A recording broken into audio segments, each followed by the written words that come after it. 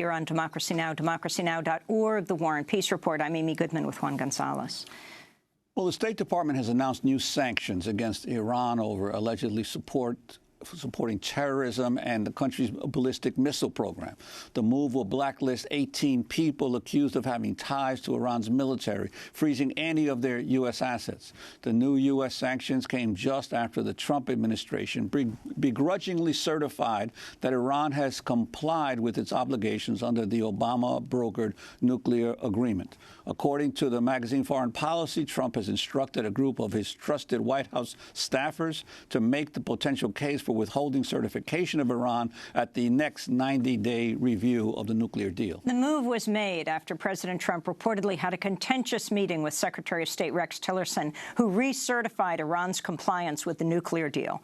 As a presidential candidate, Donald Trump promised to rip up the Iran nuclear deal, calling it the worst deal ever. Well, for more, we're joined by Ervand Abrahamian. He is a retired professor of history at Baruch College, City University of New York, author of several books, including The Coup, 1953, The CIA, and the Roots of Modern U.S.-Iran Relations. We welcome you to Democracy Now! Start off by responding to what just happened last week. Trump certifying the deal and then saying he's increasing sanctions and now looking how to sanction Iran more. To borrow his own word, it's sad. Well, what it really is an incoherent policy. The idea, of course, before he was going to tear up the whole agreement, and he's discovered it's much more complicated than that. It's an agreement between Iran and not just the United States, but really the major economies of the world.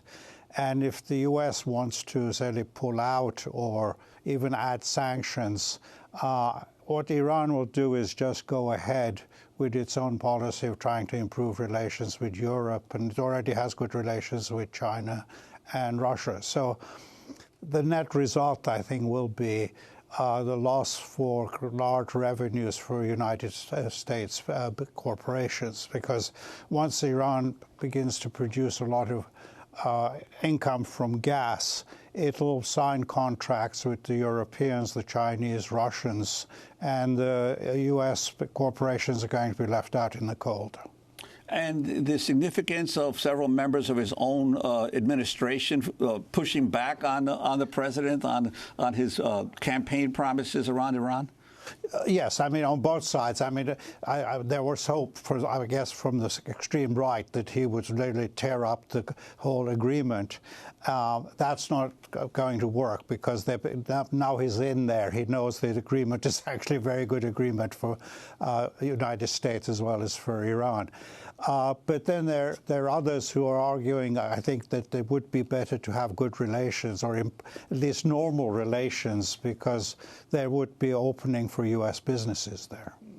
And what do you make of, and again, you know, we don't have original sources on this, but this conflict between Rex Tillerson, the former CEO of ExxonMobil, who is the Secretary of State and has had many dealings with Iran over the years, right, as CEO of ExxonMobil, versus Trump. Yeah, I'm sure he sees it from Exxon point of view that if Exxon isn't in the running, there are other companies like Total has already signed a major agreement. If not Total, a Chinese company or Shell. So it's really a question of die-hard business interest versus some sort of incoherent ideology. And of course, oil has always been at the center of Western policy toward Iran. And you've written about some recently released documents that date back to the 1953 coup organized by the CIA against the democratically elected leader of Iran. Could you talk about that, and also why it's taken so long for these latest documents to be released? Well, as you say, it's so long ago.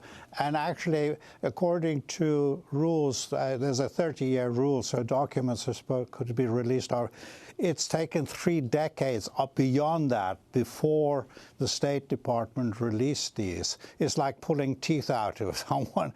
And the reason, when you look at it, is that, well, there are 2 reasons. One is that what the documents show is actually the importance of oil in the coup. the conventional wisdom is, oh, it was all the Cold War scare of communism. But here you see actually very occasionally when Eisenhower intervenes in a discussion, it's about question of oil contracts and so on, and how nationalization would disrupt the whole international framework and would be a threat to U.S. interests, oil interests elsewhere.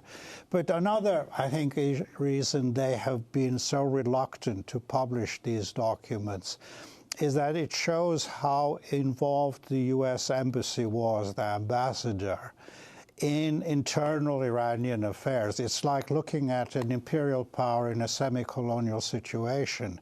The ambassador acts basically like a viceroy, involved in many different internal politics. He often says, oh, of course, it's not my business to be involved in internal politics, but then he goes ahead and, in fact, does get involved. And the astounding discovery, I was surprised, is how CIA was involved in the elections that were held in 1952 during the Mossadegh period. And what their strategy was to undermine Mossadegh through parliament. And a lot of money went into basically getting what CIA thought would be their favorable candidates elected.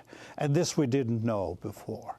But then you see also when they talk about, well, we need to get rid of Mossadegh, they have 18 candidates the U.S. discusses who is suitable to have the next. But when you talk about what wasn't known and what was, you're a professor, but most people don't even know what was known was the deep U.S. CIA involvement with Allen Dulles, the brother of John Foster Dulles. Allen Dulles head of the CIA, John Foster Dulles, Secretary of State, who together, and then, of course, there's Eisenhower and others who engineer this coup using Teddy Roosevelt's grandson, Kermit Roosevelt, as the bad guy, the guy who comes with bags of money and actually overthrows Mohammad Mossadegh, the democratically elected leader. But actually, even there, the conventional wisdom was you had the Truman administration, and then when Eisenhower came in, the machinery was put for the coup, and it was the Eisenhower administration with Kermit Roosevelt and Dulles doing it.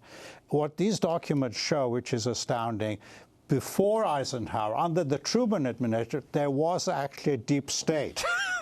And the deep state in the CIA were exactly Dulles and Kermit Roosevelt. They were in charge of the Iran desk in the CIA from 1951, long before the Eisenhower. So they were pushing for real action in Iran before Eisenhower came in.